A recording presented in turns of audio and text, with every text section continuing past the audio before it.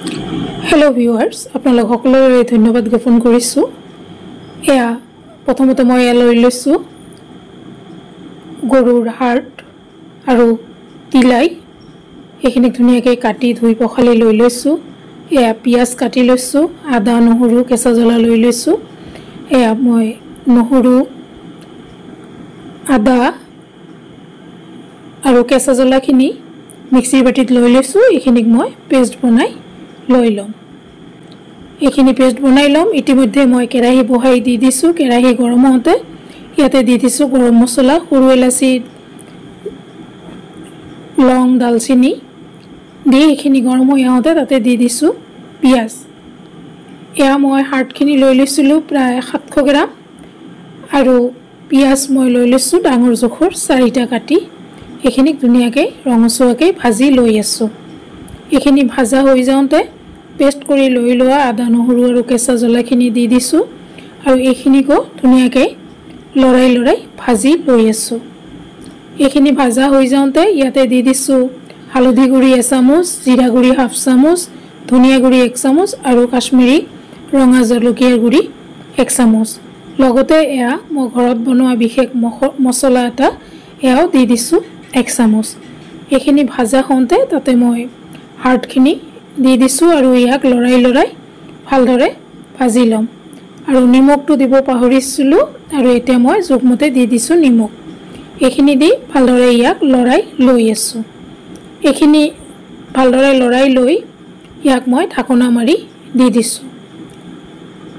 প্ৰায় 5 মিনিটমান পিছত ঢাকনাখন খুলি লৈছো আৰু এয়া যথেষ্টখিনি হৈ আহিছে আৰু লাহে লাহে পানী এৰি দি আছে। এইখিনিক আকৌ এবাৰ ঢাকনা মাৰি দি দিছো আৰু এইবাৰ চাওক যথেষ্টখিনি পানী এৰি দিছে।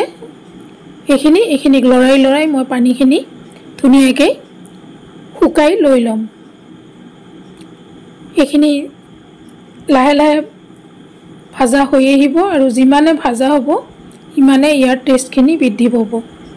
আৰু এইখিনি বস্তু যথেষ্ট কেলছিয়াম পোৱা যায়। বিশেষকৈ যিখিনি মানুহৰ কেলছিয়ামৰ অভাৱ হয় তেওঁলোকে এয়া হাৰ্ট আৰু তিলাইখিনি ধুনীয়াকৈ এনেকৈ বনাই খাব পাৰে আৰু বিভিন্ন ধৰণে ইয়াক বনাব পাৰি।